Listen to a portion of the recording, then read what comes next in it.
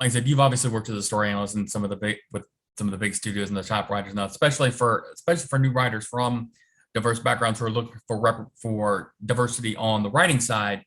What's the kind of advice that you would give to new writers? I mean, besides buy the book, we know that's going to be number one, but what kind of advice would you give to new writers, especially those from diverse backgrounds, in terms of what do they need to break in and establish themselves?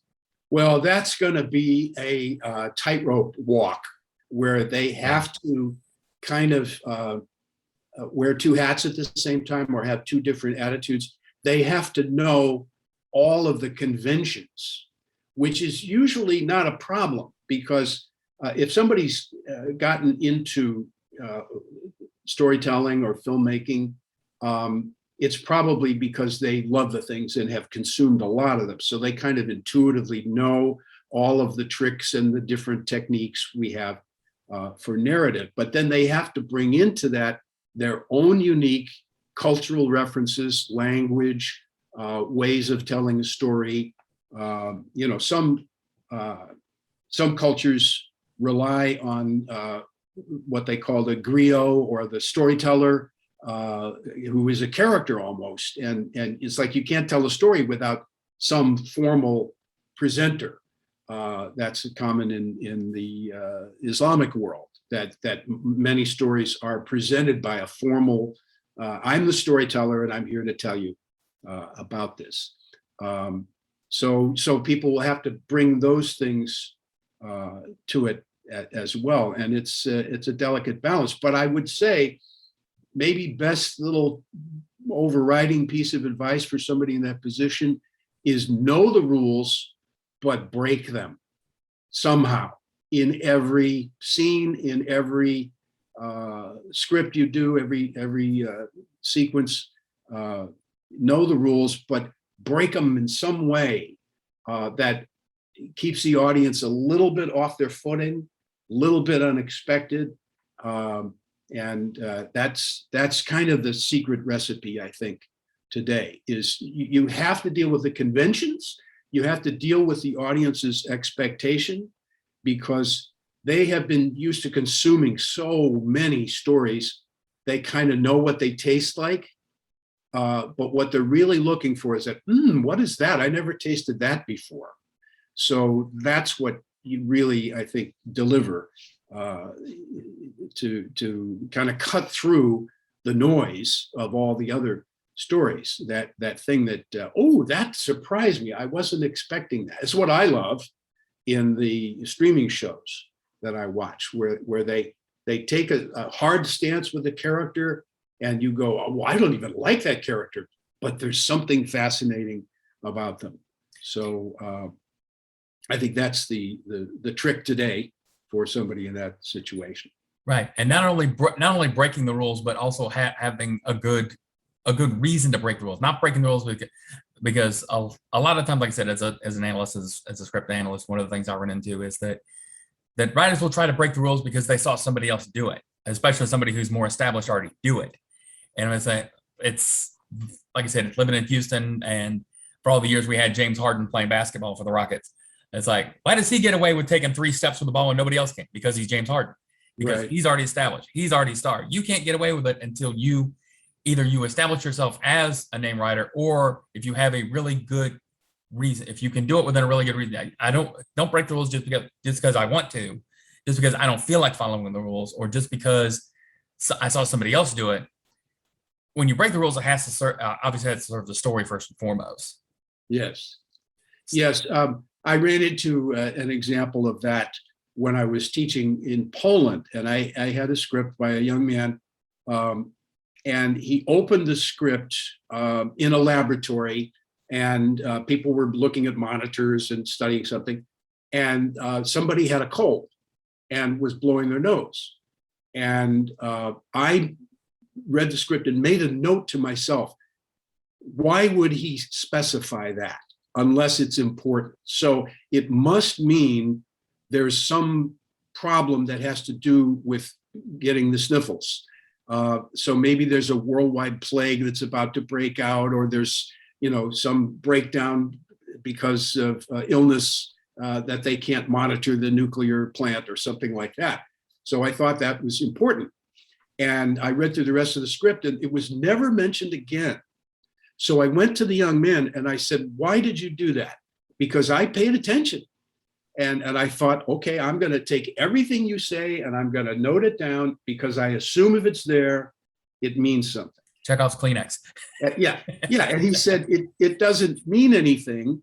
It's just that I don't like movies because they're not realistic and nobody ever has a cold. And I said, well, that's true. And it's kind of a shame that movies aren't more realistic, but you have to understand the audience is taking notes and they take in everything. And it may not be in the front of their mind, but it's back there. And part of them is disappointed at the end if you don't go back and tell me why that woman had a cold. If it's just there to make it more realistic, that's not a good enough reason.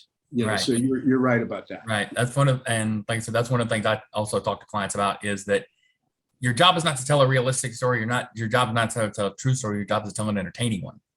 Yeah. If you're dealing, let's say, with a period piece, right, and you're writing about Shakespeare's day, it would come out, forsooth, thou must not hast, and I vouchsafe you, and that you would have all of these terms and words that we absolutely cannot understand. One of the biggest rules, this is a thing I got from a fellow who studied the hero. His name was Lord Raglan, and he wrote a study of heroes in literature and mythology and so forth. And he said that everything done and said upon the stage must be intelligible to the audience. And that's a very important principle. You're not playing fair with the audience. Right. If you mumble things, if your intention is not clear, why did you show me that? Maybe I can hang on that question for a little while, wondering, why did he show me the close-up of the back of his hand? That must pay off later, but you can't go too long without paying that off. It's another big beef of mine is unintelligible dialogue. Many of the streaming shows have problems with this because they're not thinking about the audience listening in the living room, where they are doing very intense dialogue in a restaurant which has music playing and people clattering all around. So you have to put the subtitles on to read it, or they'll show you somebody's cell phone with text on it and show it to you like that, so that wait, I have to stop and read the text before I can go on, because that you gave me important information.